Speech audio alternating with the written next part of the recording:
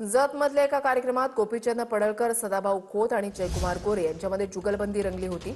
आजच्या जगातला सरसेनापती मल्हारराव होळकर कोण असेल तर त्याचं नाव गोपीचंद पडळकर असल्याचं सदाभाऊ खोत म्हणाले।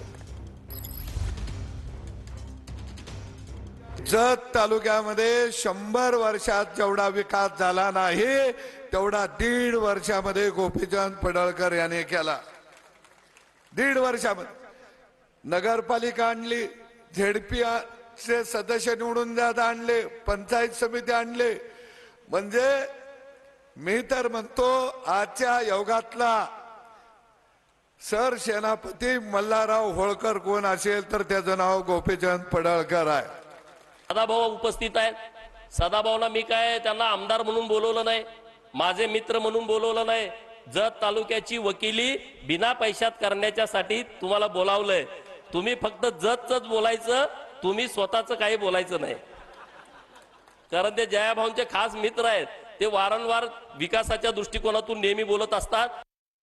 भाषणामध्ये मी एकदम साधा आहे असं त्यांनी भासवायचा प्रयत्न केला।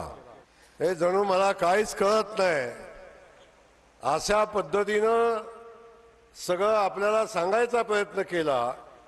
पण तुम्हाला खरं सांगू, या महाराष्ट्रात सगळ्यात चतुर आमदार कोण असेल आणि कुणाला कुठं दाबायचे, कुणाकडून कसं काय आणायचे आणि कितीही दिलं तरी माझं काहीच झालं नाही कसं म्हणायचंय, असं जर शिकायचं असेल तर सदाभाऊकडे ट्रेनिंग